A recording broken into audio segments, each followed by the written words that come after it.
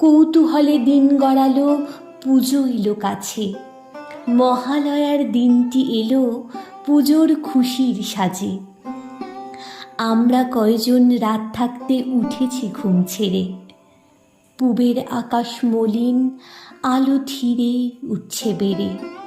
অন্ধকারে চুপি সারে গুটি গুটি পায়ে আমরা হাজির নবীন কাকার ঘরের কিনারায়। চুপটি করে দরজা ঠেলে ভেতরে গিয়ে দেখি কাকা চোখ আঁকছেন সমস্ত মন দিয়ে। চোখ আঁকা যেই সাঙ্গ হলো নিথর নবীন কাকা।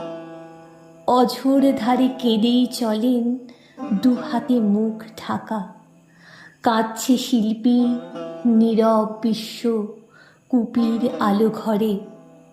নবীন কাকার পাষাণ হৃদয় কান্না হয়ে ঝরে। রাত ফুরানো ভোরের আকাশ কৃপণ অল্প আলো। মুখ দেখলাম সেই ঠাকুরের, প্রাণ জুড়িয়ে গেল।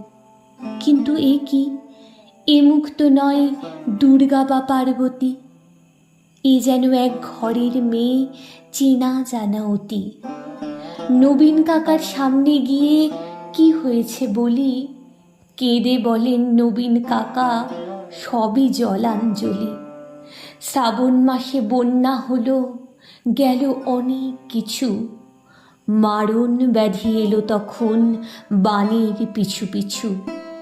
ভাদ্র মাসের পূর্ণিমাতে সেই ব্যাধি যে ধরল, মেয়ে আমার অনেক কষ্টে যন্ত্রণাতে মরল। ঠাকুর গড়ে দুহাত আমার অবশ হয়ে আসে। সব প্রতিমার মুখ জুড়ে ওই মেয়ের মুক্তি ভাসে। দেখ না তোরা, দেখ না সবাই, চোখ আঁকা শেষ হলো। দেখ না এই তো মেয়ে আমার হাসছে ঝলমল। কোথায় গেলি মা রে আমার, কোথায় তোকে পাই? মূর্তি গড়ে খুঁজি তোকে, মূর্তিতে তুই নাই। ষষ্ঠী এলে বোধন দেবীর প্রাণ প্রতিষ্ঠা হবে। জাগবে ঠাকুর, কিন্তু আমার মেয়ে ফিরবে কবে? কেউ কি কোনো মন্ত্র জানো?